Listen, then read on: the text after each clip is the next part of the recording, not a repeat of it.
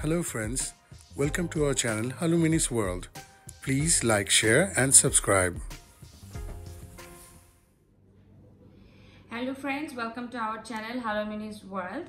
আমরা আমাদের চ্যানেলে কিছুদিন আগে আমাদের হজ রিলেটেড বেশ কয়েকটা ছোট ভিডিও শেয়ার করেছি, যেগুলোতে আপনাদের অনেক ভালো রেসপন্স আমরা পেয়েছি, অনেক সাড়া পেয়েছি। যারা আমাদের ভিডিওতে লাইক কমেন্ট করে আমাদের সাথে ছিলেন সবাইকে অনেক অনেক থ্যাঙ্কস অ্যান্ড রিকোয়েস্ট এভাবেই সাথে থাকবেন। সো আমাদের হজ জার্নিটা নিয়ে আমরা কি ফেস করেছি, আমাদের কি প্রবলেম হয়েছে, ওমরা হজে যাওয়ার ভালো মন্দ এই পার্টগুলো নিয়ে, আর হজে যাওয়ার সময় কি আপনি ফলো করবেন, মেনটেন করবেন, এই জিনিসগুলো নিয়ে আমরা আজকে ডিসকাস করব। এই জন্য আমরা আজকে আবার চলে আসলাম আপনাদের সাথে। রাইট, হজে উমরা হজে স্পেসিফিক্যালি কি করবেন, কিভাবে করতে হবে, প্রচুর ইনস্ট্রাকশনাল ভিডিও অনলাইনে পাবেন, ইউটিউবে পাবেন। আমরা সেই পার্টগুলো একটু ইগনোর করে আমরা চেষ্টা করব কনসেন্ট্রেট করতে কিছু ক্রুশাল পার্ট, নেগেটিভ পার্ট বা পজিটিভ পার্ট, যেগুলো আপনাদের খেয়াল রাখতে হবে, যেগুলো অ্যাভয়েড করতে পারলে আপনারা উমরাটা আরো কনভিনিয়েন্টলি করতে পারবেন। সেই ব্যাপারটা আজকে তুলে ধরার চেষ্টা করব ভিডিওটা শর্ট রাখার। সো বাট ভিডিওটা একটু বড় হয়ে যেতে পারে, এই জন্য আমরা সরি। আসলে ছোটখাটো অনেক ইম্পর্টেন্ট ব্যাপার আছে যেগুলো আমরা ডিসকাস করবো আপনাদের সাথে। সো ভিডিওটা একটু লম্বা হয়ে যেতে পারে, এই জন্য আমরা সরি। বাট রিকোয়েস্ট থাকবে ধৈর্য ধরে ভিডিওটা একটু দেখবেন প্লিজ। আচ্ছা, তাহলে শুরু করি। Number 1 issue, travel agency. আপনি ওমরা হজে যাবেন বা আমরা বাংলাদেশের বাইরে বা অন্য কোনো দেশ থেকে যখন নিজের দেশ থেকে বাইরে যাই, আমাদের টিকিট, ভিসা, এভরিথিং এর জন্য আমরা ফার্স্ট যে মানুষটা বা যেই জায়গায় যাই সেটা হচ্ছে ট্রাভেল এজেন্সি। সো আপনি যখন ওমরা হজে যাবেন, স্পেশালি বাংলাদেশের কথা বলছি আমি, বাংলাদেশ থেকে যখন আপনি ওমরা হজে যাবেন তখন বাংলাদেশে অনেক ছোট ছোট এজেন্সি আছে এবং এরকম অনেক এজেন্সি আছে যারা ওমরা হজের নামে ব্যবসা করে। সো এই প্রতারকদের কাছ থেকে সাবধানে থাকবেন, কারণ আমরা নিজেরাই যে এজেন্সির মাধ্যমে ওমরা হজে গিয়েছি, আমরা অনেক ভোগান্তি ফেস করতে হয়েছে আমাদের, এবং সে এজেন্সি আমাদের দুজনের টাকাটা ফুল অ্যামাউন্টটা নিয়ে জাস্ট টাকা মেরে চলে গেছে। সো আমাদের এটার জন্য অনেক প্রবলেম ফেস করতে হয়েছে। আমি যে ট্রাভেল এজেন্সিতে গিয়েছি সেটার নাম, অ্যাড্রেস আমি আমার ডিসক্রিপশন বক্সে দিয়ে দেবো, সবাই খেয়াল রাখবেন প্লিজ। ভুলেও কখনো এই এজেন্সি থেকে ওমরা হজে যাবেন না প্লিজ। ব্যাপারটা আমরা দায়িত্ব নিয়েই বলছি, কারণ বলবো কি হয়েছিল। আমাদের এজেন্সিটা আমাদেরকে নিয়ে গিয়েছিল, বলেছিল আব্দুল্লাহ আল গামাস বা এই ধরনের আব্দুল্লাহ গামাস এই ওয়ার্ড দুটো আছে হোটেলটার নামে, সেই হোটেলটায় আমাদেরকে রাখা হবে। কেন? কারণ আমরা বলেছিলাম যে আমাদের মিনিমাম একটা 3 স্টার হোটেল লাগবে, কারণ আমরা একটু সারাদিন হজের কাজ করে টায়ার্ড থাকবো, একটু কনভিনিয়েন্ট একটা জায়গা, একটু সেফ একটা জায়গা, অ্যাটাচ আমাদের বাথরুম নিয়ে বেশ একটু বলতে পারেন আমরা একটু চুজি, কারণ বাথরুমটা ক্লিন না হলে আমাদের কাছে একেবারেই পছন্দ হয় না। সো এই জিনিসগুলোর জন্য তারা আমাদেরকে এক্সট্রা চার্জ করেন এবং বলেছিলেন যে মিনিমাম 3 স্টার হোটেল রাখা হবে। আমরা যখন যাই, এয়ারপোর্ট থেকে আমাদের সন্দেহ শুরু হয়। আমাদের যে মোয়াল্লেম ভদ্রলোক ছিলেন, উনি সত্যি বলতে কি, আমি কোনো ডিসরেসপেক্ট করে বলতে চাচ্ছি না, বাট উনি হজের ব্যাপারগুলো সম্বন্ধে তেমন কিছুই জানতেন না। নর্মালি ট্রাভেল এজেন্সি থেকে যখন আপনি হজের প্যাকেজগুলো নেবেন, তখন এই হজের প্যাকেজগুলোতে যেটা হয়, একটা গ্রুপ বেঁধে যায়। ধরেন 20 জন 15 জনের একটা গ্রুপ ওরা করে, এরকম গ্রুপ করে করে এক একটা গ্রুপ ওনারা এজেন্সিগুলো পাঠায় ওমরার জন্য। সো এই গ্রুপ, প্রতিটা গ্রুপের জন্য একটা করে মোয়াল্লেম অ্যাসাইন থাকে, যে মোয়াল্লেম আপনার দেশ থেকে মক্কা মদিনা পর্যন্ত আপনার সাথে থাকবে, জিয়ারা এন্ড এভরিথিং, সবকিছু কিভাবে আপনি ওমরা করবেন সবকিছু আপনাকে দেখাবে, কখন কোন দোয়া পড়বেন সেগুলো বলে দেবেন। রাইট। সো আমাদের সাথে যিনি ছিল, আমাদের যেটা মনে হয়েছে, এবং আমরা 99.99% শিওর উনি কোনো মোয়াল্লেম না, উনি বেসিক্যালি ছিল হচ্ছে এজেন্সি এবং ওমরা হজের যারা যাচ্ছেন যাত্রী, যারা হাজি, তাদের মাঝখানে মিডলম্যান। উনি হচ্ছে এজেন্সিকে হাজিদেরকে এনে দেন, আর যেই গ্রুপটা, উনার যে গ্রুপটা যায় ওই গ্রুপের সাথে উনি মক্কা মদিনা যান। এইটা হচ্ছে মেইনলি উনার পার্ট, এর বাইরে উনি কিচ্ছু জানেন না। আমরা এটা কিভাবে বুঝলাম? ফার্স্ট অফ অল, আমার ওয়াইফ বিমানে কাজ করার কারণে আগে থেকেই আমরা এয়ারপোর্টে কিছু অ্যাক্সেস পাই, আমাদের পরিচিত লোক বেরোয়, আমরা একটু আগে চেক ইন করতে পারি, কিছু সুবিধা আমরা পাই। তো আমরা যে চেক ইন করে ওয়েট করে বসে আছি, মোয়াল্লেম সাহেবকে আমরা খুঁজছি যে ওনার কি নর্মালি কি হয়। মোয়াল্লেম সাহেব ফার্স্টে ফোন দেবেন যে আপনারা কোথায়, আপনারা চলে আসছেন কিনা, রিপোর্টিং টাইম এতটা, এটসেট্রা এটসেট্রা। উনি উল্টা আমাদেরকে জিজ্ঞেস করছেন চেক ইন কি শুরু হয়েছে? গেল এক। 2 হচ্ছে আপনি যখন ইহরাম বাঁধবেন, আমরা যাচ্ছিলাম কুয়েত হয়ে, তো নর্মালি যদি কোনো কারো সামান্যতম সেন্স থাকে, আপনি ইহরাম বাঁধার পর কিন্তু আপনি খুব কঠিন কিছু নিয়মকানুন পালন করতে হয়। আপনি রাগ করতে পারবেন না, পারফিউম ইউজ করতে পারবেন না, গোসল করতে পারবেন না আনটিল ইওর উমরা ফিনিশেস। সো ইহরামটা আপনি যত দেরি করে বাঁধবেন, মশাও মারতে পারবেন না। মশা মারতে পারবেন না। আপনি ইহরামটা যত দেরি করে বাঁধবেন তত আপনার জন্য ইহরামটা ঠিক রেখে হজ শেষ করা ইজিয়ার হয়। আরেকটা ইহরাম আগে বাদলে আরেকটা বড় প্রবলেম, কারণ আমরা তো ওয়াশরুমে যাবই, টয়লেট ব্যবহার করবই, আল্লাহ মাফ করুক বাই এনি চান্স যদি আপনার ইহরামে কোনো প্রকার নাপাকি লেগে যায়, সো আপনি তো ওই ইহরাম দিয়ে আর হজও করতে পারবেন না, আবার ইহরাম বাঁধার জন্য আপনি আবার সেই মিকাতেও ব্যাক করতে পারবেন না। সো মিকাতের কাছাকাছি, মানে যতটুকু কাছাকাছি মিকাতে এসে ইহরাম বাঁধা যায় ততই হাজিদের জন্য ভালো। সো আইডিয়ালি কি হওয়া উচিত ছিল, কুয়েত এয়ারপোর্টে আমরা নামবো, ওখানে একটা স্টে ওভার আছে, সেখানে আমরা ইহরাম বাঁধবো, বেঁধে তারপর ফ্লাইটে উঠে যাব, মক্কায় পৌঁছাবো, ডিরেক্টলি চলে যাবো উমরা করতে। কিন্তু না, উনি আমাদের সঙ্গে যে লোকগুলো ছিলেন ওনারা বেশিরভাগই গ্রাম থেকে আসা, তারা হয়তো তাদের সারা জীবনের সঞ্চয়গুলো এক করে উমরাটা করতে যাচ্ছে, এবং একদম সহজ সরল মানুষ, জীবনের প্রথমবার ওনারা এয়ারপোর্টে আসছেন। বা নর্মালি কি হয়, আমাদের গ্রাম অঞ্চলে যারা সহজ সরল মানুষ আছেন তাদের হয়তো বড় হজটা অনেক এক্সপেন্সিভ, কস্টলি হয়ে যায়, হয়তো ওই সামর্থ্যটা তাদের নেই। তারা হয়তো দেখা গেল যে সারা জীবনের সঞ্চয় বা দেখা গেল নিজের একটা জায়গা জমি বেচে যায় যে জীবনে একটা বার ওমরা করতে যাব বা সেই পবিত্র জায়গাটায় যাব। মানে এরকম সহজ সরল এবং মাটির কতগুলো মানুষ ছিল আমাদের সাথে, যেটার কারণে যেটা হয়েছে, ওনাদের কিন্তু কোনো এক্সপেকটেশন নেই, ওনারা জানেন না যে কোনটা মিনিমাম ওনার পাওয়ার কথা আর কোনটা পাওয়ার কথা না, কোনটা না পেলে ওনাকে ঠকানো হচ্ছে, কোনটা ওনাকে ভুল করানো হচ্ছে। এই ভদ্রলোকদেরকে ঢাকা থেকে ইহরাম বাঁধিয়ে নিয়ে যাওয়া হলো, আচ্ছা ধরলাম সেটা সমস্যা না, গেলেন। ওখানে পৌঁছে হোটেলে যখন নিয়ে যাওয়া হলো, আমাদেরকে যে জায়গাটা নিল আব্দুল্লাহ গামাসের পাশের গলিতে, এই গলিটা অসম্ভব সেইটি একটা জায়গা। সেইটি বলতে আমি বলছি, এটা দেখলে আপনি বুঝবেন যে এটা ভালো জায়গা না, এবং আনসেফ একটা জায়গা, আনসেফ, স্পেশালি এবং নোংরা, অসম্ভব নোংরা। আমার ভিডিওতে হয়তো দেখতে পাচ্ছেন, আমি ক্লিপ অ্যাড করে দিয়েছি। আমি পরে সেই গলিতে গিয়েছিলাম আপনাদের জন্য এই ভিডিওটা করার জন্য, যে কি পরিমাণ নোংরা একটা জায়গায় এই বাংলাদেশের এই ফ্রড এজেন্সিগুলা আমাদের হাজিদেরকে নিয়ে রাখে।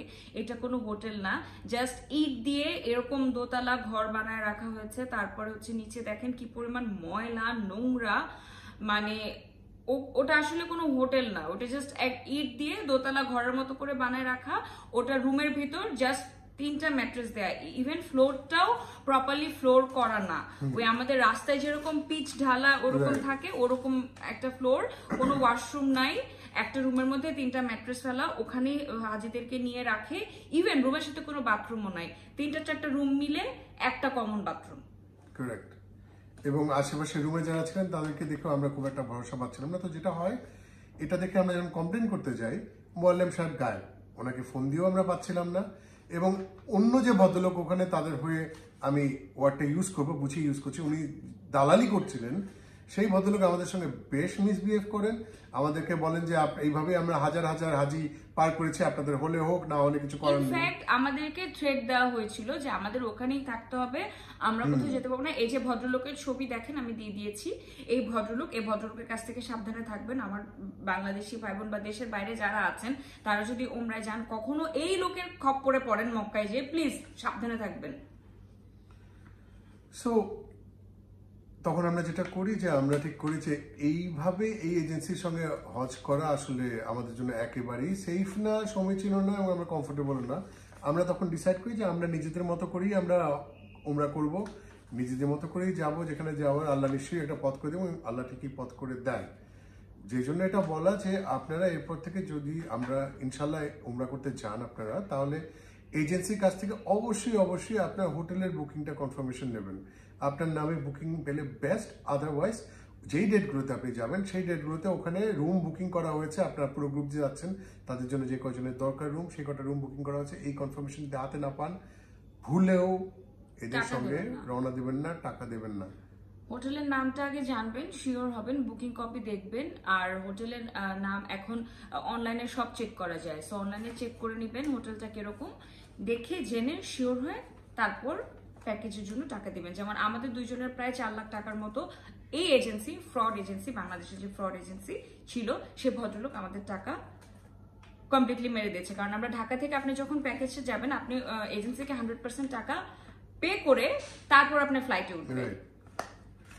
আর সবচেয়ে উইয়ার্ড পার্টটা বলি, আপনি যখন আমরা প্রায় কত দিনের জন্য গিয়েছিলাম, 15-16 দিনের জন্য, রাইট? 15 দিনের জন্য। আপনি 15 দিন গেলে কি এক্সপেক্ট করবেন? মক্কা একটা জুম্মা, মদিনা একটা জুম্মা। আমরা জানলাম যে ওনারা যে টিকিটগুলো আমাদেরকে দিয়েছেন, মক্কাতে আমরা পৌঁছাই শুক্রবার বিকেলে, সো জুম্মা মিস। মদিনাতে যখন যাব, মদিনা থেকে আমরা জুম্মার দিন জুম্মার সময়ে ফ্লাইটে উঠে যাব, যেই ফ্লাইটটা যেহেতু কেউই মক্কা মদিনা জুম্মা মিস করতে চায় না, ওই ফ্লাইটে কেউ টিকিট কাটে না, মনে হয় সস্তায় টিকিটটা পেয়েছে, সেই সস্তায় টিকিট পাওয়ার কারণে ওগুলোই গুছিয়ে দিয়েছে। তো আপনি মক্কা মদিনায় গিয়ে যদি দুটো জুম্মা মিস করে আসেন, তাহলে কিসের কি? যেই জন্য আমরা পরে ফ্লাইট চেঞ্জ করি, নিজেদের মতো করে এমিরেটসের পরে ফ্লাইটে টিকিট কাটি। আল্লাহর রহমতে আমরা বেশ বড় একটা ডিসকাউন্ট পেয়েছিলাম। আমরা মদিনা থেকে আবার মক্কায় ফিরি জুম্মা ধরার জন্য, এবং ফরচুনেটলি জুম্মাটা ধরে ফিরতে পারি। সো এজেন্সি ইস্যুতে আবারও বলছি, এটা ভেবে নেবেন না যে আপনাকে হজ করাতে যিনি নিয়ে যাচ্ছেন তিনি নেসেসারিলি ভালো মানুষ। বাংলাদেশে প্রচুর হজ এজেন্সি বাটপাড়ি করে, টাকা নিয়ে গায়েব হয়ে গেছে, কিছুদিন পর নিউজে দেখবেন। সো দুটো রকম বাটপাড়ি হয়, এক হচ্ছে টাকা নিয়ে গায়েব হয়ে যাওয়া, আল্লাহ করুক আমাদের কারোর সঙ্গে যেন সেটা না হয়। আর দ্বিতীয় বাটপাড়ি হয় যে সার্ভিস আপনাকে যেটা বলেছে সেটা দেবে না, হোটেল যেটা বলেছে তার চেয়ে লোয়ার কোয়ালিটি হোটেল লাগবে, এইভাবে আমাদের সঙ্গে দুর্নীতিটা করা হয়। সো এই ব্যাপারে খুব খুব সাবধান। সেকেন্ড ইস্যু, যেহেতু একটা ফ্রডের কথা বললাম, আরেকটা ফ্রডের কথা বলি। মক্কাতে এবং মদিনাতে আপনি প্রচুর মানুষ পাবেন বিদেশি নাগরিক, বাংলাদেশি আমরা একজন পেয়েছিলাম, এক ভদ্রমহিলা, বাট বিদেশি বেশি ছিল, যারা আপনাকে এসে হজের সময় আপনি গেছেন, আপনার মন নরম থাকবে, আপনি চাইবেন মানুষকে হেল্প করতে। ওই জায়গাটার ইম্প্যাক্টটা এরকম, সবার যদি আপনার মনে বিন্দুমাত্র ইমান থাকে, আপনার মনটা ওখানে নরম হয়ে যাবে, আপনার মনে হবে যে মানে আমরা সব মুসলমান ভাই ভাই, আমরা একে অন্যকে সাহায্য করা উচিত। অফকোর্স করা উচিত, কিন্তু কিছু মানুষ এটার সুযোগ নেবে, তারা এসে আপনাকে বলবে আমার পাসপোর্ট হারিয়ে গেছে, একটু আগে পকেট মার হয়ে গেছে, আমার কাছে কোনো টাকা নেই, তুমি আমাকে প্লিজ একটু এখান থেকে খাবার কিনে দিবে, আমাকে কিছু টাকা দিবে, আমি খাবার কিনে নিয়ে খাবো, আমার ওয়াইফের পাসপোর্ট হারিয়ে গেছে, এটসেট্রা। এই টাইপের কথাবার্তা বলবে। এই ধরনের কথাবার্তা যারা বলে, নিশ্চিন্ত মনে ধরে নিতে পারেন তারা ফ্রড। কারণ সৌদি আরবের এই ধরনের ব্যাপারে সার্ভিস খুবই ভালো। সৌদি আরবের পুলিশকে গিয়ে যদি আপনি বলেন আমার পাসপোর্ট হারিয়ে গেছে, তারা অসম্ভব কোঅপারেট করে। আপনার কোনোভাবে অন্য কারো কাছে সাহায্য চেয়ে কোনো কিছু করার কথা না। কারো পাসপোর্ট হারিয়ে গেলে সবার আগে আপনি কি করবেন? পুলিশের কাছে যাবেন যে ভাই আমার পাসপোর্ট হারিয়ে গেছে, আমার নতুন পাসপোর্ট লাগবে, ডকুমেন্ট লাগবে, এটসেট্রা। কারণ ওটা ছাড়া আপনি ইলিগাল সিটিজেন। কিন্তু যে এসে আপনার কাছে টাকা চাইবে খাবারের জন্য, ও ডেফিনেটলি ফ্রড। মদিনার পাকিস্তানিটার কথা বলো, কিরকম ছিল? মদিনায় এক পাকিস্তানি মহিলা আমাদের কাছে এসে খাবার চাচ্ছিল, এবং she was very pretty, husband father মনে হয় ফাদার ছিল সাথে, এবং মহিলার নাকে এত বড় একটা ডায়মন্ডের নোজ পিন, যেটা অন্ধকারেও মানে গ্লেজ করছে। ইনফ্যাক্ট ওনার হাতে গোল্ডের চুড়ি, মানে ওনার বেশ এক্সপেন্সিভ অর্নামেন্টস পরা, ওনাকে দেখেই বোঝা যাচ্ছে মোটামুটি একটা রিচ ফ্যামিলি থেকে আসা লেডি। প্লাস ওনার সাথে ওনার যে বাবা ছিল, ওনার মানে একদম প্রপার আয়রন পাঞ্জাবি, ওনাদের কাপড় চোপড়ও বেশ পশ ছিল, ইনফ্যাক্ট আমাদের চেয়ে পশ ছিল। সো ওনারা আমাদের কাছে এসে বলছে আজানের টাইম, সব দোকান বন্ধ হয়ে যাচ্ছে, সো আমাদের কাছে এসে বলতেছে যে কিছু টাকা দাও, তখন খাবো, আমরা খাবো। নর্মালি মক্কা মদিনায় যেটা হয়, আজান দেওয়ার সাথে সাথে যে যেখানে আছে সবাই দোকান বন্ধ করে নামাজে দাঁড়িয়ে যায়। সো মক্কা মদিনাতে আপনি আজান দেওয়ার সাথে সাথে সব বন্ধ হয়ে যায়, নামাজ সবাই একসাথে জামাতের সাথে পড়ে, জামাত শেষ হওয়া না পর্যন্ত কোনো দোকান খুলে না। সো ভদ্রলোক যখন আমাদেরকে বলছিল, ডাকছিল, আমরা তখন মসজিদের দিকে যাচ্ছিলাম এসে নামাজের জামাত ধরার জন্য, তো উনি আমাদেরকে ক্রস করে বললো যে আমাকে কিছু টাকা দাও, আমি খাবো। তো তখন আমার মাথায় ক্লিক করলাম, বললাম এখন তো সব দোকান বন্ধ, আপনি কোত্থেকে কি কিনে খাবেন? এর চেয়ে বেটার আপনি মসজিদের ভিতর যান, মানুষ আপনাকে হেল্প করবে। সেই ফ্যামিলি ছিল, হ্যাঁ। ইনফ্যাক্ট আপনি মক্কা মদিনায় যখন আপনি নামাজ পড়তে, আমাদের যেটা হচ্ছে, আমরা নামাজ পড়তে গেলে দেখা গেল জোহরের নামাজ পড়তে গেলে একবার আসর মাগরিব পড়ে ব্যাক করেছি, বা আসর পড়তে গেছি মাগরিব এসা পড়ে ব্যাক করেছি। সো অনেকক্ষণ বসে থাকা হয়। এই জায়গাটা এরকম একটা জায়গা, আপনি যদি ওখানে বসে থাকেন দেখবেন সবাই এসে আপনাকে, কেউ এসে চকলেট দিবে, খেজুর দিবে, জিলাপি দিবে, মানে যে যেটাই খাচ্ছে সবাই এখানে সবার সাথে শেয়ার করে। আমরাও যখন খাচ্ছি, আমরাও এক্সট্রা খাবার নিয়ে গেলে আমরাও দুটা মানুষকে দিয়ে শেয়ার করে খাচ্ছি। সো এটা নর্মালি হয়, আপনি যদি মসজিদে বসে থাকেন আপনার সারাদিনের খাওয়া অটোমেটিক্যালি হয়ে যায়, এখানে সবাই সবাইকে দিয়ে খায়। সো তারা যখন চাচ্ছিল, আমরা বুঝতে পেরেছিলাম যে এরা ফ্রড, কারণ মক্কায় সেম ফ্রড আমরা ফেস করে এসেছি। আমি যখন তাকে বললাম যে না আমি করবো না তোমাকে সাহায্য, ও পিছন থেকে আমাকে বলছে তুমি এক মুসলমান হোকে দুসরি মুসলমান কি মদদ নেই করবে। আমি বললাম না, বাটপারকে সাহায্য করবো না বলে চলে এসেছি। সো ফ্রড মনে রাখবেন, মক্কা মদিনা ছোটবেলা থেকে শুনে আসছে, মক্কায় চোর থাকে, কথাটা কিন্তু খুব ট্রু। সাথে আরেকটা জিনিস বলে রাখি, যেহেতু বাটপাড়ের কথা হলো, চোরের কথা বলি। চোর মক্কা মদিনাতে ভরপুর, পকেটমার আরো বেশি, স্পেশালি তাওয়াফের ময়দানে। তাওয়াফের ময়দানে খুব খুব সাবধান। জুয়েলারি যা কিছু আছে খুলে সেফ কোথাও রেখে যাওয়াটা বেস্ট। আমার ওয়াইফ যখন তাওয়াফ করছিল, আমি ওকে আগে থেকে বলেছিলাম যে এরকম চোর থাকতে পারে, তুমি পরে যাও। ওপরে যায়নি, কিন্তু ভিড়ের মধ্যে টের পেয়েছে কোনো এক ভদ্রমহিলা ওর গলায় এখানে হাত বুলিয়ে চেক করছিল যে ওর গলায় কোনো নেকলেস কিছু আছে কিনা। থাকলে হয়তো ভিড়ের মধ্যে টান দিয়ে নিয়ে যেত, আপনি ভিড়ের মধ্যে টেরও পাবেন না। মানি যে পার্সটা থাকে কোমরে ঝোলানো, ওটা আপনি এনশিওর করবেন যেন ওটা সবসময় আপনার একটা হাত যেন ওটার উপর থাকে, কারণ ওখানে আপনার পাসপোর্ট থাকে, টাকা থাকে, ওটা গায়েব করে দিবে। হয়, রেগুলার হয়। ইনফ্যাক্ট আমরা এরকম নিউজ দেখেছি যে বড় হজের সময় বাংলাদেশ থেকে পকেট মারদের দল মক্কাতে যায় পকেটমারি করে আসতে। আস্তাগফিরুল্লাহ, বাট যেটা সত্য সেটা সত্য, এটাই হয়। ইনফ্যাক্ট কাবা শরীফ থেকে আমার জুতা চুরি হয়েছে।